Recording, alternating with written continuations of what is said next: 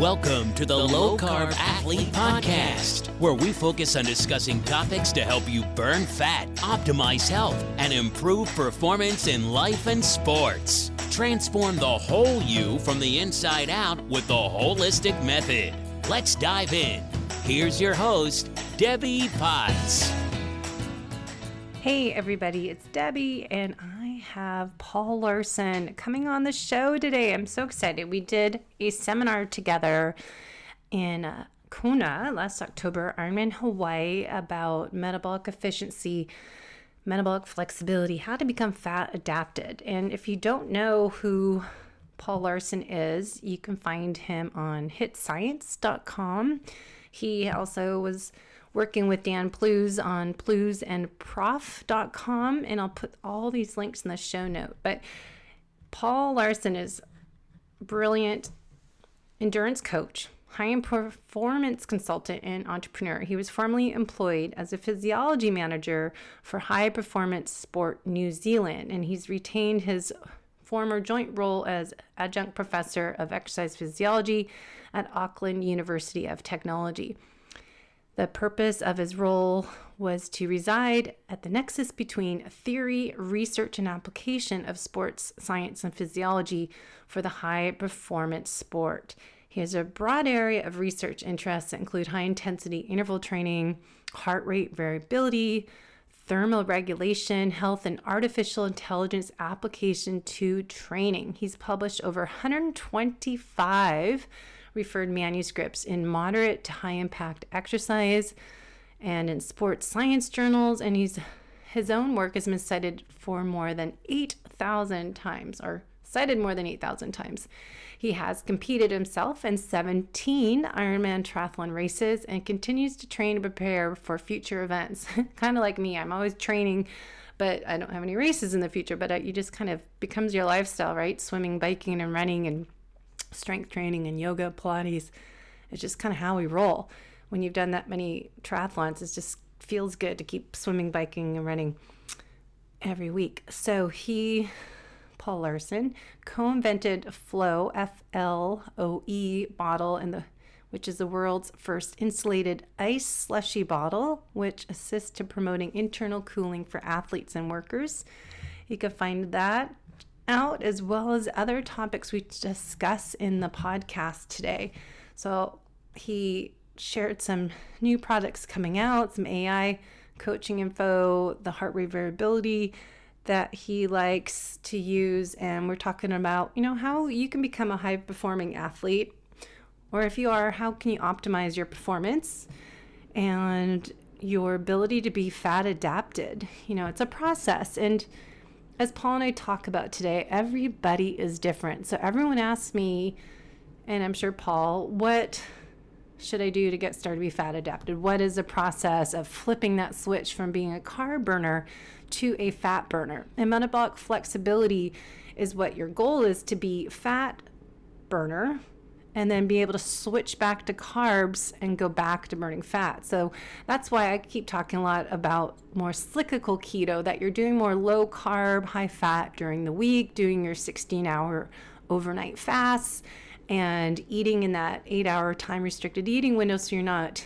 eating all the time, all day long, that you're causing your body digestion issues because it's constantly working to digest. And then on the weekends, we can add a little more carbohydrates. So you can flip back to burning more fats if you do too many carbs, but you should be able to stay fat burning even once you add a little carbs, perhaps on the weekend, of good quality stuff. We're not saying eat garbage and put, inflammatory foods in your body.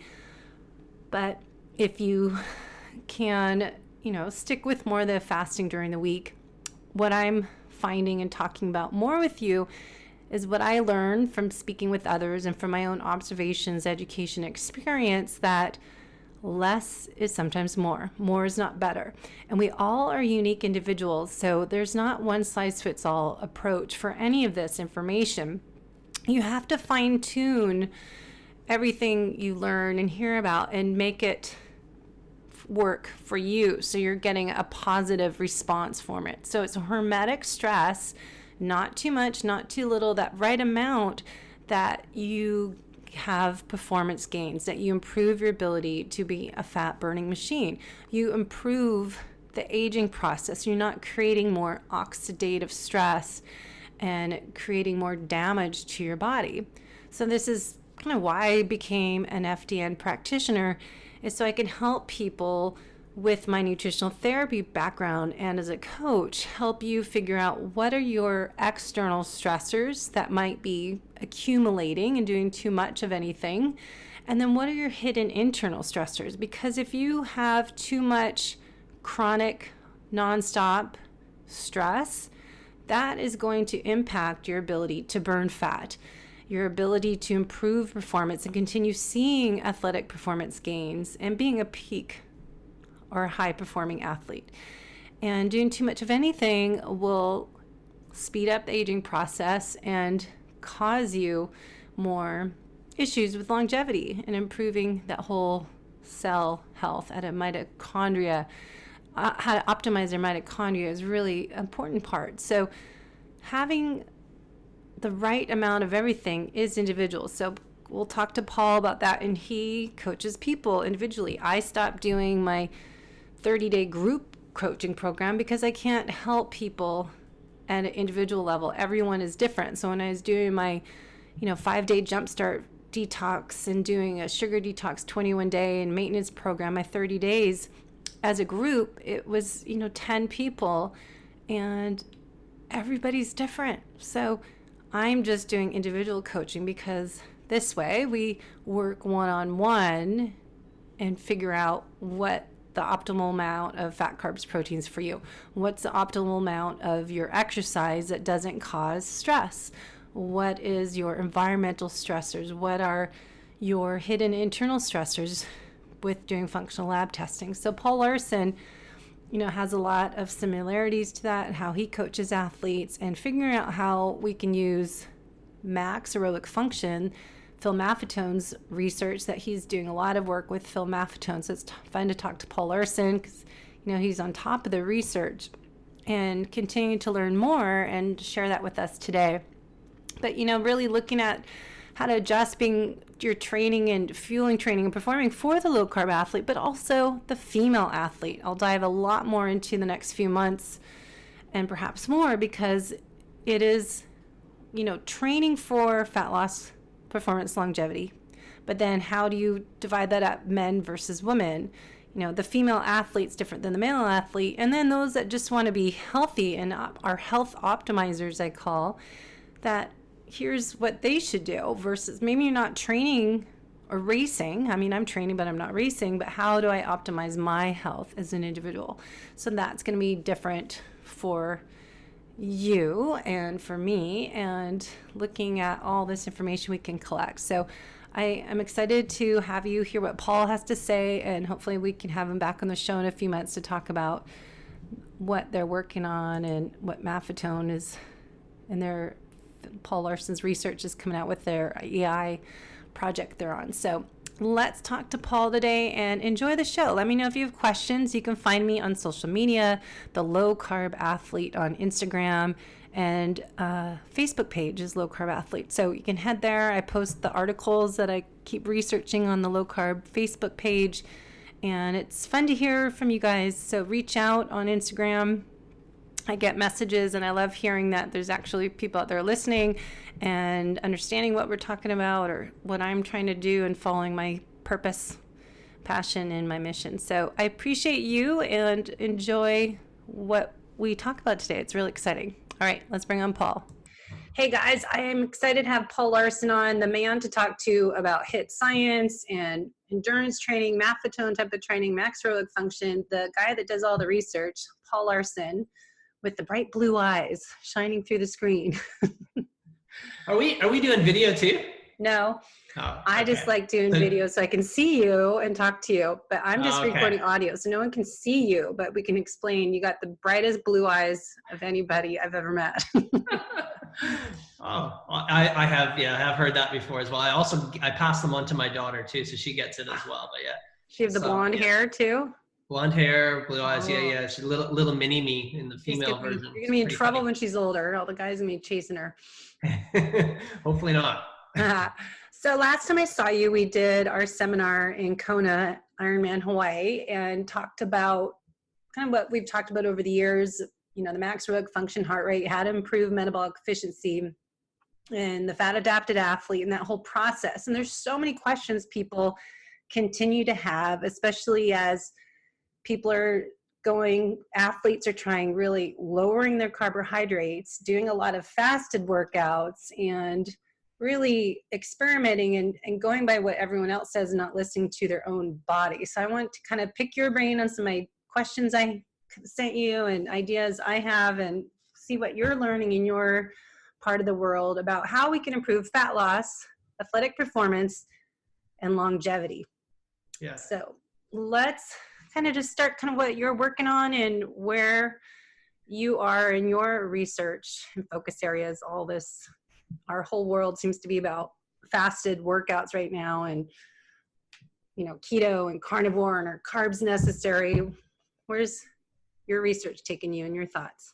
That's awesome. Yeah, no, so I've got, I guess, a bit of an interesting transition that's happening in my life, which I'm really enjoying, but I'm moving more toward, I'm moving less towards the hardcore laboratory research, which is my history, right? So I used to be a professor with postgraduate students that were doing all the work for me in terms of investigating these questions, which was great. And now, as we just spoke on, you know, off camera, off air, that I've moved into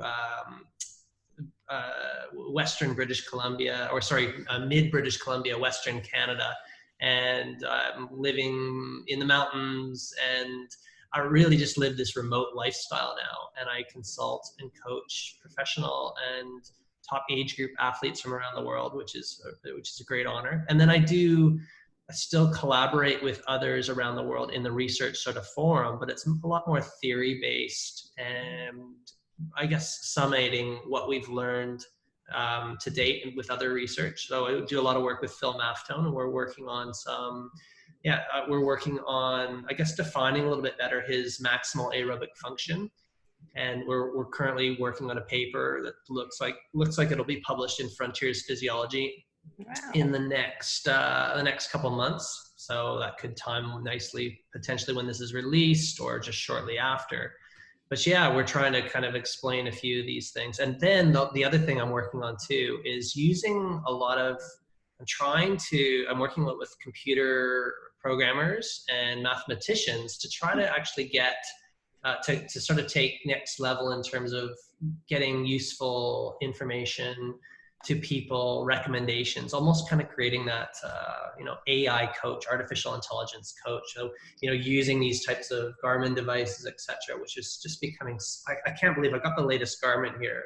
Me too. I got it for Christmas. Yeah. Look at that.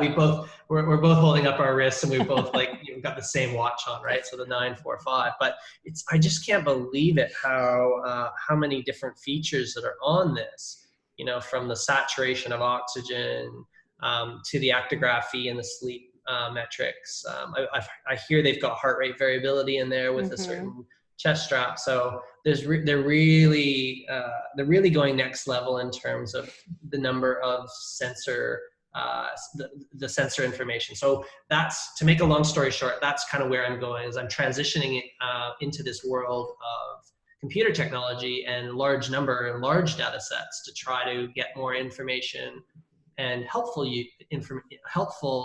guidance on what it is that, our sort of specialty here, Deb, which is sort of that, fat oxidation and health and longevity and maximizing performance with those things. So with what you are learning in your experiences over the years with Maftone and the max aerobic function MAF training, what is your type of training approach with clients that are coming from the carb loading background to become fat adapted and flip that switch? Is there, any new secrets or techniques that you use with clients to help them transition from a high carb to low carb to become more metabolically efficient and flexible? Yep. I think sadly at the moment, the technology hasn't caught up yet. There's a massive black hole ultimately in terms of being able to use technology, I feel, to give us insight there. And that's a bit of a passion is I'd like to crack that probably with Phil and with some mathematicians and computer programmers to try to get more insight into how we can do that. Unless I've missed something, but that's my opinion at this point in time. But because it really, the answer to your question is the magic secret is that it really comes down to the individual level. And this is where I'm experiencing with the working with top athletes and just, age group athletes. It's everyone is just so different in terms of their beliefs, their experiences when they do this. I haven't seen a blanket solution for absolutely everyone.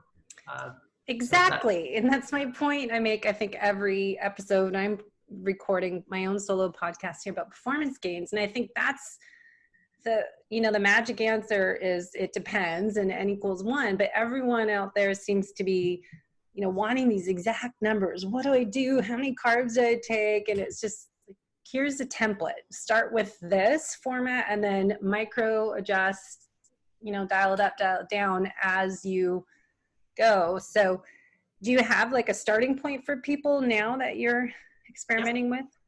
For sure. So the very first thing that we would do is a little bit of you got to get to know the person and just hear a little bit about what they've played with to date. Because a lot of people have tried their own sort of self-experimentation first, and then they're usually coming to you because they are a little bit stuck and just they're trying to wrap their head around a few things.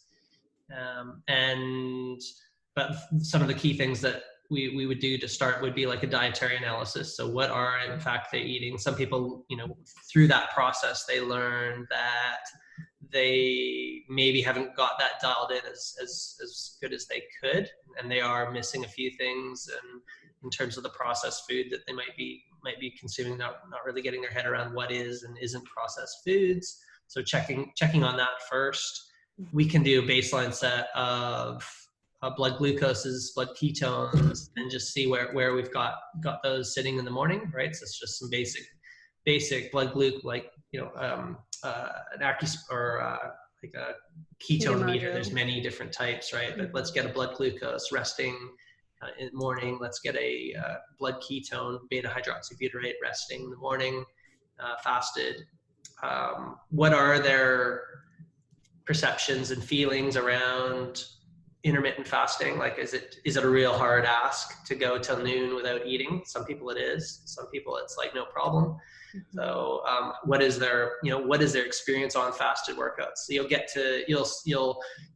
start with some individuals, and it's remarkable. They can't go beyond an hour without popping a gel. That's just their behavior. And so it's working on them to give them the confidence to push that out. That's always really fun to do. And then, in my professionals and elites, I'm coaching 4 of the, 4 professionals now.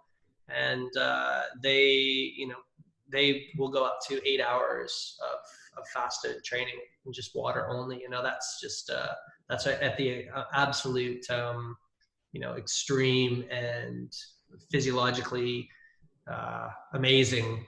That's just, they've got these massive fat burning systems that are just absolutely streaming in the processing of the fat oxidation from the use of ketones to the utilization of triglycerides and fatty acids into their mitochondria. So yeah, like I've kind of blabbed on all these are the sorts of things. So what is their MAF heart rate at these at their power and intensity? Does it fade, or is it sustainable? So these are the sorts of places that I would start. And also other basic ones too, like how are they sleeping and all these sorts of things too, right? It's like taking your holistic method I apply that as well. Good. That's for sure important. So question is, what I keep talking about is intermittent fasting and doing these fasted workouts. I think it's a fine line, because I find a lot of people, more the female athlete, is not obviously, we did lots of talking about Dr. Stacy Sims' research, Roar, and Dina Griffin, and I did podcasts, and Kelsey Hess from Keon. So we've really been on this topic for the female athlete. And I was just at a conference this weekend meeting with other women, researchers, doctors talk about this, the hormones of women. So is it, do you do different training yourself? You're finding men versus women to throw them into fasting and do fasted workouts. Some men can go up to 8 hours, but the female, when are we putting people, you don't really know unless you do lab testing. How do you know if you're increasing sources of stress by putting them in a too long a fasted workout? And that's where it's so individualized, obviously. If we can test hormones as easily as a continuous glucose monitor is my idea. It's like, Totally. yeah, what's my cortisol doing? But what's kind of your experience working with men versus women on becoming fat adapted and fasted workouts? Yep. So working with a top flight female, she's kind of transitioning from age group to pro right now. And I get to have those consultations with her on a regular basis, and I see the challenges that she has maybe relative to her male counterparts. And there is that added challenge for whatever reason. I think it's probably due to the natural cycle. But I can tell you that one thing that's really cool, there's some positives and negatives. One of the positives that I think is the fact that her cycle has returned, where in her former period of training prior to meeting me, she had lost that in her training. And so that was really cool. Was the new, I guess, holistic method or lifestyle behavior change, low carb, fasted training. That was like one of our biggest achievements. It sounds so strange, maybe it won't to you and your listeners, but it was like when her cycle returned, I was just like, yes, she's back functioning as she should be, right? So that was really cool. But that being said, there are still, when the training load kind of gets up there's still individual challenges that sometimes occur. This is a stress, no question, when you are doing fasted training. And I think she's still battling to try and find out what her individual optimal point is, from energetics, when she should eat, like listening to her body, and when she should even, maybe have some more carbs as well. I don't think we've found the perfect answer yet. She had an amazing performance. She's going to Kona, a little while back, but it's like, we're back in the trenches again, figuring out her individual challenges. And I don't have the only clear answer, unfortunately, is that it is individual. So I've seen some great things, but we're in the midst of experiencing some challenges at the moment, and I don't have all the answers, but we're continuing to, we continue to dabble and try new things. Mm-hmm. And we're forever learning, and you, the listener, will be forever learning as well, I believe.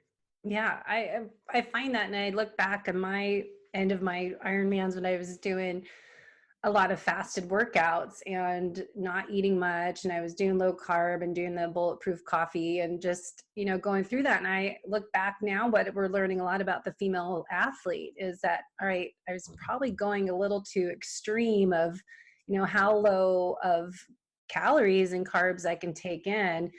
And that probably contributed to my metabolic chaos or my hormone dysfunction of, just breaking down everything. So I think it's so experimental, and I just keep trying to stress that to the listeners and on social media, that you really have to dial in your own fasted workouts, figure out, do I use UCAN or Vespa, or, where to place those carbs, that it might be beneficial to you than trying to think you're a superhuman superhero and bragging that you just did a marathon with just water, and knowing that, all right, it's not going to be horrible to be this low carb athlete, that if you had a little bit of Vespa or you had a gel the last, 8 miles of a marathon. So I think it's so, I know we're so type A, most of us, and competitive, and, everyone's just listening to all this information we're all talking about. And I think it's just really important to make sure you're managing your stressors, external and internal, not creating more stress. We're trying to, like you said, your client got their hormone cycle back in balance because they took out the sugars. But, it's such that homeostasis, that Goldilocks effect, how much is too much and how little is too much. too little. So it's just the right amount for each person. We're both saying is you got to experiment. You do. So with the base training and the maffetones, do you have kind of what you and Phil have talked about for years of, when to place HIIT training? And I know Phil Maffetone years ago said, do that maffetone max aerobic function heart rate for so many months until you start adding a speed workout once a month and test that you're improving your speed at that MAF heart rate. So kind of where is the research now, what you're saying to do to how long we should do max aerobic function heart rate, and when do we add HIIT type of interval speed work? Yeah, great question. But again, unfortunately, it comes back to the individual answers. Sorry, but it really is like, and it's awesome to be able to.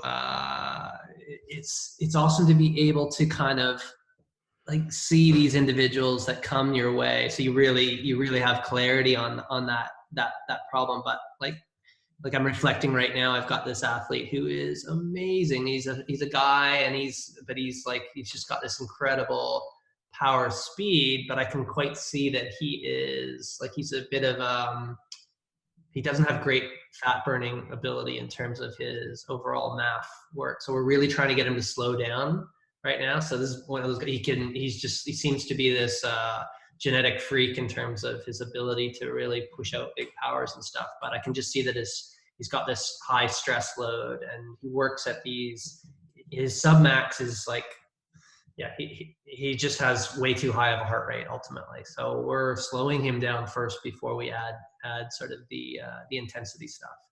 And but again, everyone's going to be different. Some people are going to come in with decent aerobic bases, and you can start mixing and melding with their stuff first. Usually the more well-trained, those with the larger training volume behind them, they're going to be usually your better candidates for having that base.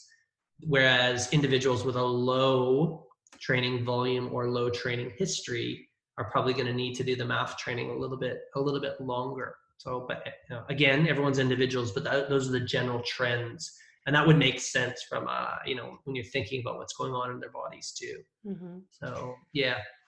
Are you finding if there's people that struggle to keep that heart rate down, that they have to walk, say their MAF is 130, and so maybe they try to stay around 130 heart rate, but they start just jogging and the heart rate goes up to say 150, and they just can't keep it down there? Do you just keep them walk and keep working at it, or is there a reason that it kind of goes in that black hole training, not HIIT training, but they're just kind of in the in-between dead zone?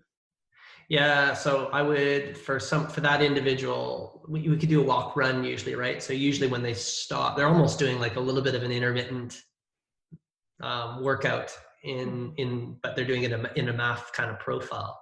So yeah, walk, run. And keep in mind also, this is really important, and that the MAF isn't just the 180 minus your age. There's a lot of individualness. If you really look, and Phil and I are publishing this, we're really sort of gonna, actually, if you go to Phil's website, you can actually download what the actual criteria are for determining your MAF heart rate. But there's lots of little nuances in there to try to address some of the individual principles, mm-hmm. right? So you can subtract 5, you can add 5 for more and less stress, training durations, etc. So, because that's a complaint that I get a lot from some athletes when they'll start and they'll do a MAF test and they'll just do it absolute, as simple as it can be, 180 minus their age, and they're like, I'm not even working. or the opposite, they're way too high. So it's just like there's a lot of nuance and individualness just from that. And again, we're bringing this out in our paper. But once you find that sustainable, steady heart rate, that's really what we're looking like, that maximal aerobic function. This is our first ventilatory threshold, our aerobic threshold. This is the threshold where fat oxidation should be maximal in the system before you're going into sort of your higher carbohydrate oxidation, where you start to become a little bit more anaerobic, for lack of a better term. You start using a lot more carbohydrate metabolism. Stressors kind of go up. So we're trying to find that with the MAF. That's where we're trying to do a real simple measure of getting a laboratory marker of your first inflammatory threshold or your aerobic threshold. Do you do metabolic cart testing, or how do you research? You must have to hook people up and really see the data. So really, I mean, the privileged athlete will be able to get a good fat max test or but not most of us can't we don't have the facilities near us, or you're not really sure on the quality of the facility that you might go to. Not all facilities are the same, unfortunately. So it really kind of comes down to finding a good coach / sports science team to be able to get a good marker of this, in my opinion. I blame Lifetime Fitness for that, because they took New Leaf from us and from all of us that did metabolic efficiency testing. It's Lifetime Fitness's fault, because they took the company and took New Leaf away from us, and none of us could use it ever again.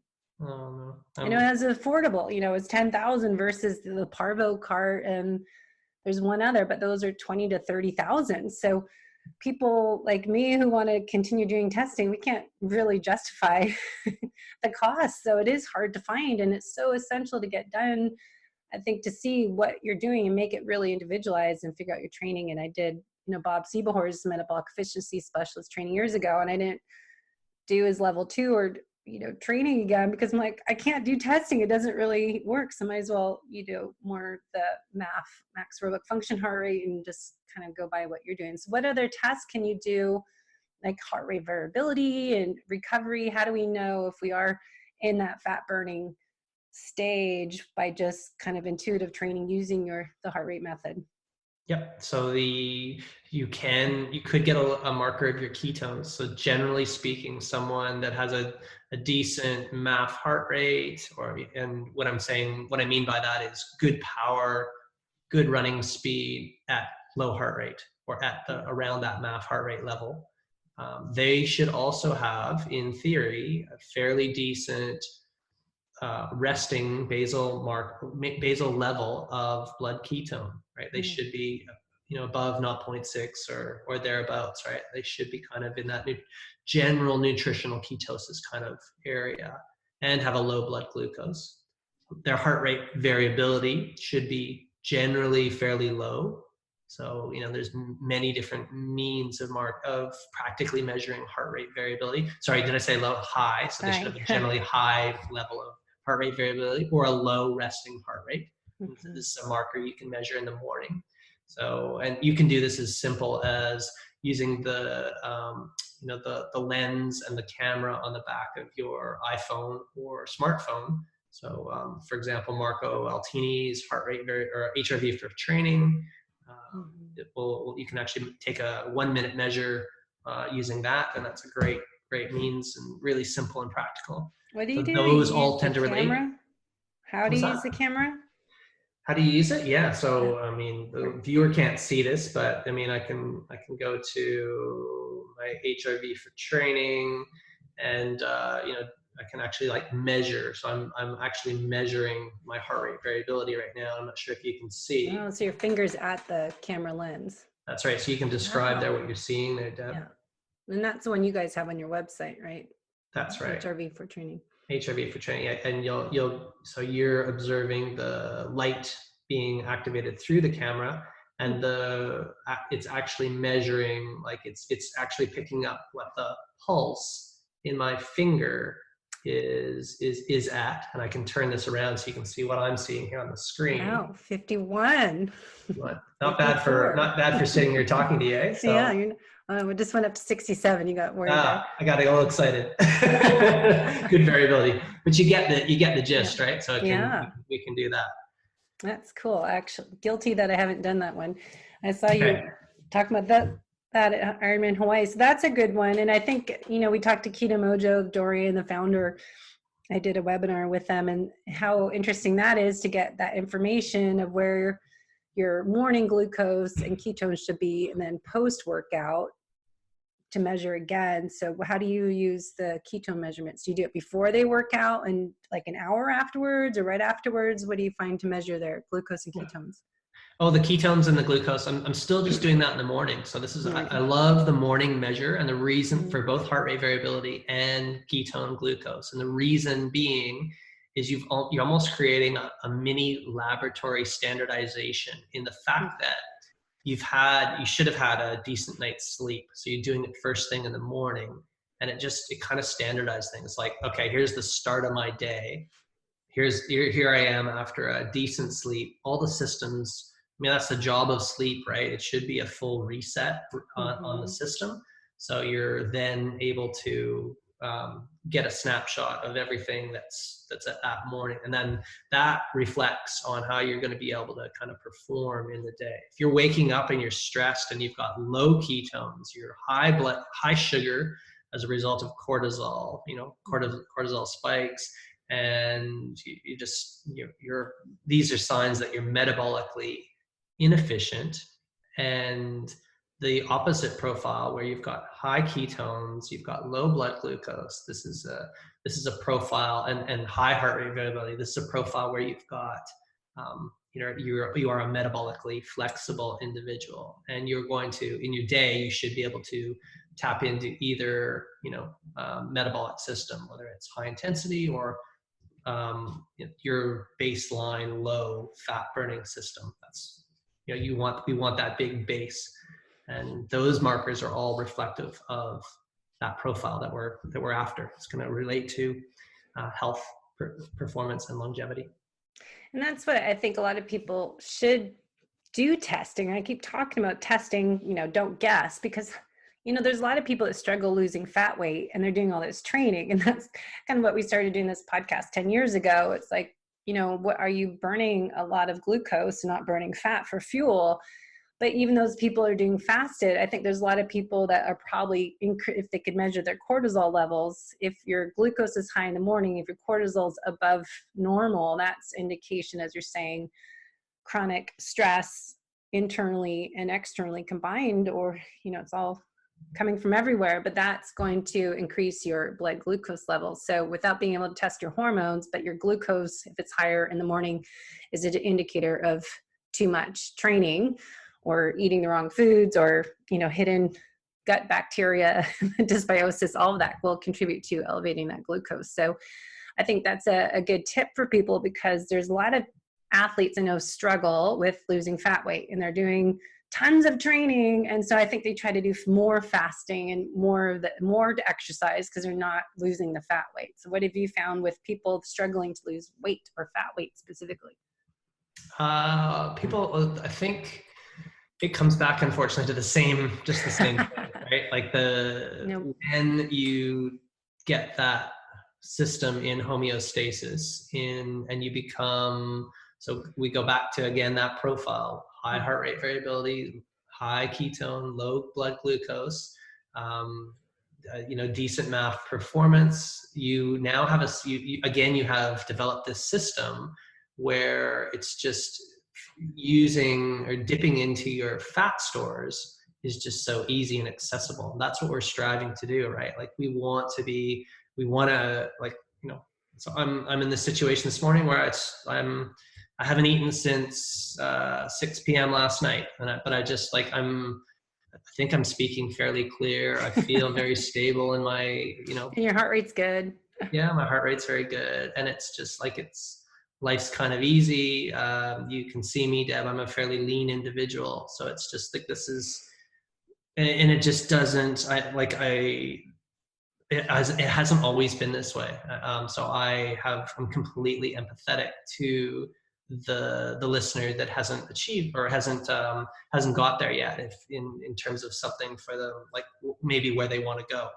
So, I again, because I used to be the high carb belief, and I was drinking 2-liter Coke to try to get myself through my day and my training sessions. That was, and I was, believe it or not, I was actually of the belief that was, important, and that because I was an Ironman athlete, that was what I should do. Like, I was completely brainwashed by the Gatorade, Sports Science Institute, sheets and stuff. And yeah, it really created a big mess in me, and all the various different sort of scary markers. So I'm very empathetic to individuals that have still kind of not achieved that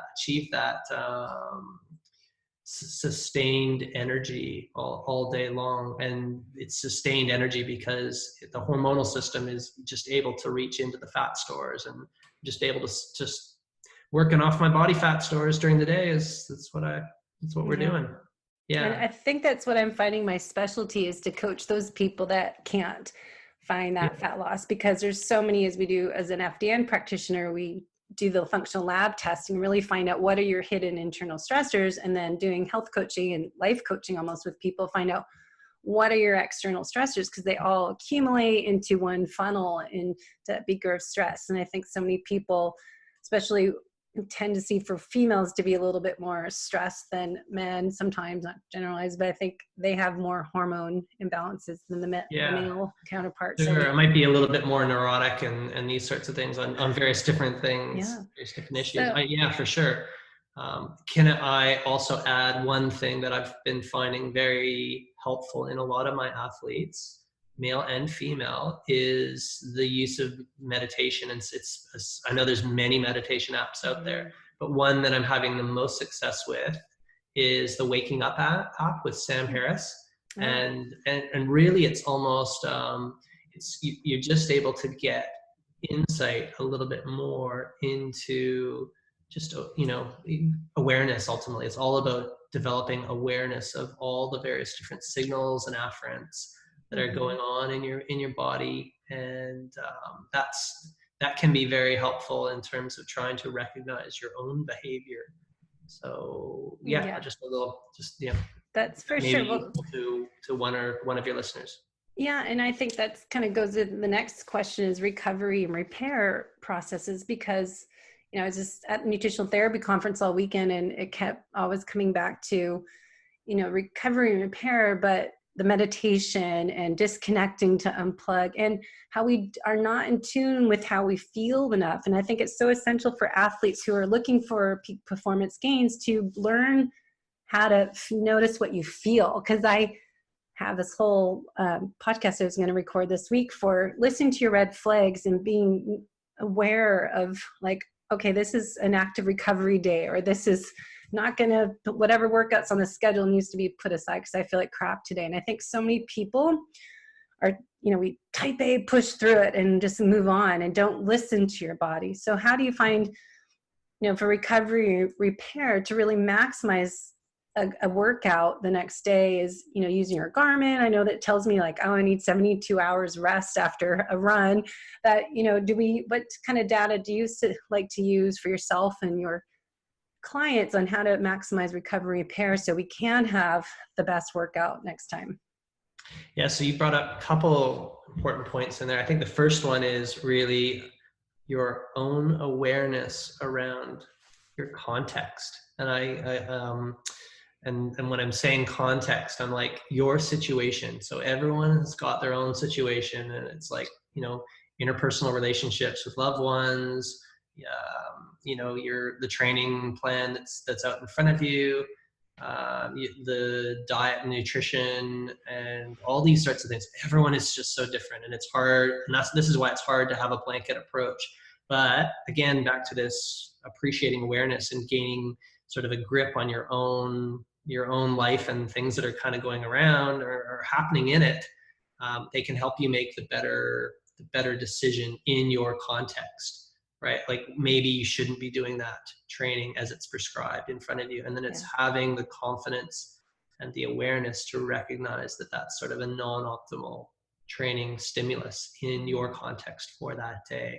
So that's, and all of this is important in the big picture of trying to optimize your performance, health, longevity. So it's, as we get older too, and I always hate blaming the age process for issues, but I think it's learning how to train differently as we get older. So stop blaming the aging process. This is the way it is. This is the new normal, but, learn how to work with the differences, how to train, maybe longer recovery run and then run for 2 more days, and how to mix it up, because it's different training schedule.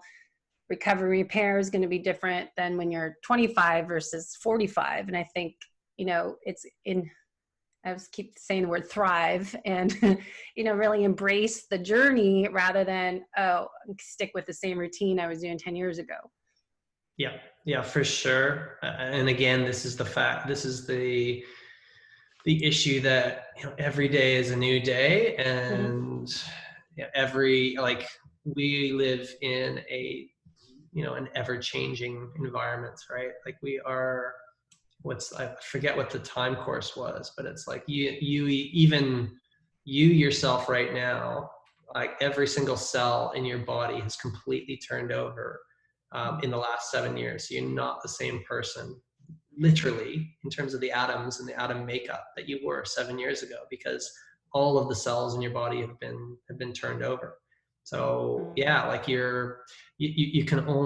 only have the now and the moment. And again, this is why the meditation and the just grasping awareness can be really powerful to recognize where you are at today, not 7 years ago, and to be doing the right behaviors that are going to maximize your performance, health, longevity at this, in this moment today. Yeah. So that's why sleep's so important, right? I just had a whole seminar. I listened to this guy. He's a sleep doctor at Canyon Ranch. He did this great seminar. I have to get him on my podcast about sleep for athletes, performance gains, prioritizing your sleep. And I definitely, in my journey last 10 years, sleep is, serious time. Don't mess with my sleep routine at night. And I, change my social schedule so I can get my sleep, but it's important. Oh, totally. Have you seen on your watch the new, the Garmin sleep data? No, you said that. I was going to ask. Oh my gosh, you got to check that. So go to Garmin, get it all set up to do sleep tracking, and it's quite remarkable. At least for me, to bed. I'm so here's I'm just looking at my data right now, but it's got it looks like it's got the really decent actigraphy features on it. So that's basically there'll be we've got both Deb and I here. We have 945 Garmin's Forerunners, and then it looks like they've embedded. I've literally just got mine, and it's they've got an actigraphy kind of setup. So I'm looking at the amount of deep sleep, light sleep, REM sleep, how much I'm awaking during the night. And then, so that's the movement data that gives you all the stages of sleep, which are all important. We know, if you look at, listen to Matthew Walker's Why We Sleep, or read the book. There's an excellent book on why we sleep. And then, it's also got the pulse ox data on it as well. So there's basically an infrared that's shooting through the watch, and you can actually look at periods of low saturation. So low amounts of oxygen bound to hemoglobin in your body, which is, again, you don't want to have a lot of periods of low oxygenated hemoglobin throughout your night, which happens in periods of sleep apnea, which are very important. So if your partner, say for example, or someone else is telling you that you're snoring a lot, and that you're going through periods of, stochastic or varied breathing in the night, and people can actually hear that. This is, again, one of those markers that's going to be really lowering your health ultimately, because we know that these are contributing to dementia, right? You don't want to have periods of oxygen starvation in your brain. So again, your Garmin can just give you more insight into this. This is back to your question, Deb, on what are the things we can measure. Well, we've now got the ability to get really decently accurate markers of sleep quality and sleep duration. So that means you have to sleep. It's getting also the respiration data. So this, again, must be from the actigraphy and the movement. So 3 things: you get your movement in the night, you got your respiration, and your pulse oximetry. So pretty cool. Biorhythm one I put on. It says physical, emotional, and intellectual. I have to read what actually that means. So Yeah, intellectual like biorhythm. the watch has more features than anyone can probably. I know. I put a little too many apps on there though, so I have to charge it more often. But the training status, unproductive, fitness load, that stuff. I have to interview Garmin again and go over all this stuff now. Yeah. So, and again, we have to be cautious on which one is actually useful and which one is. We should always just measure what matters. So, but for me, sleep is one of the big rocks. I would say, right? So that's why I'm quite excited by the sleep data that I can see on my Garmin Connect. Right in front of me right now, which, so to me, it's really, that's really cool and useful. Well, for me, it's what I try to teach people is take that information, figure out how to maximize it. So, all right, here's the data, but then what do you do with that data? So it's like, all right, for me, I can't eat before bed. So I stop eating at 5 o'clock, and I don't have kids. I don't have to have a sit down dinner, but then, figure out what triggers better sleep. So you can learn about, all right, that was really not ideal, optimal sleep. So what did I do the night before? Oh, I looked at email, or is on my computer too late or something. So it's good kind of to learn how to individualize that and how to use that data to optimize your sleep the next time. So totally. Anyways, running out of time, I do want to kind of get your thoughts on kind of how this wraps with the mitochondria optimization, because I keep talking about mitochondria, and talked to Dr. Sarah Myhill this week, and just how to really look, the mitochondria is important. That's kind of how to optimize mitochondria and improve performance and longevity. Obviously, being fat adapted and using ketones will help our mitochondria function. Other things that you're learning about, how to really get more mitochondria, make them more resilient, get them more of them, get them stronger. What's your type of training? I'm sure this overlaps. It does. It totally overlaps, but it really comes back to, again, the HOLESTIC Method. And it's like we need to kind of having periods of low intensity training, which I've written a paper on this. Basically, there's this molecular signal called PGC1 alpha, right? And it's like basically one of the key signals that happens to cause for mitochondrial biogenesis, right? So and you can hit that PGC1 alpha signal through a couple other signals. One is you can get with the high intensity stimulus. It's called the AMPK, and then you can hit it another way using a calcium stimulus, which you get from low intensity MAF kind of training.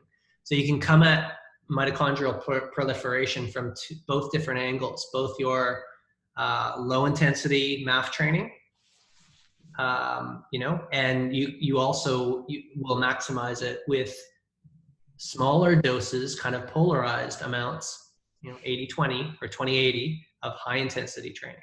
So this is why you want, again, if we look to sort of everything that we want in our life, we want to have these, periods of low intensity training. We want low levels of glucose. So again, this comes back to the LCHF and fasted training. We want really good periods of sleep as well to reset the system.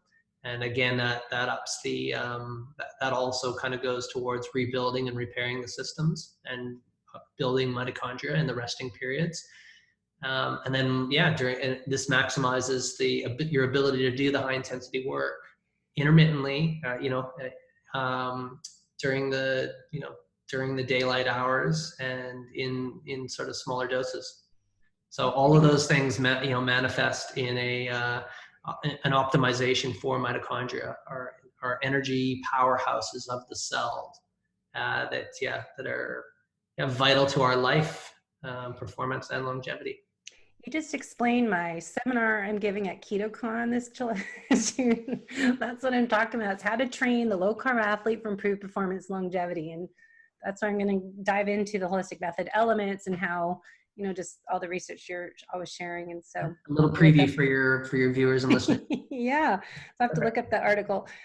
So anything links that we can send people to find more and coaching information with you? Yeah, I'll for sure. So I'll send you the links for my my businesses. So my my basic Paul Laursen site, and then I teach a course in a book on high intensity interval training called HIIT Science, which we spoke about in your last podcast, I believe. Yep. And then I'll fire you the link for our newly released AI.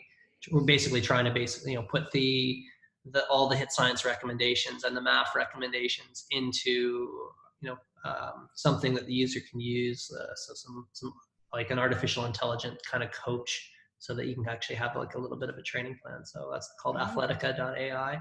Wow. I'll give you all those links. Cool. I'll put it all in the show notes. It sounds exciting and just what we all need. So I thank you for your time and your insights on everything and picking your brain.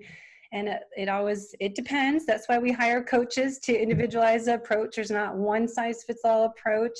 Everyone's different. And I keep saying we have different thumbprints, different genetics, different bodies, different stressors. So there's not one magic answer for all of you. So you just reinforced my theory and tell everyone that it's all individualized approach. So thank you so much. And we'll put everything in the show notes, you guys. So head to there and we'll see what other questions you might have for Paul. Thanks, Debbie. Thank you. Cheers. Thanks for listening to the Low Carb Athlete Podcast. If you have any questions, feedback, or topic suggestions, let us know on Facebook or at debbiepotts.net. You can help us to continue to grow by leaving a review on iTunes. Thanks again, and we'll see you next time.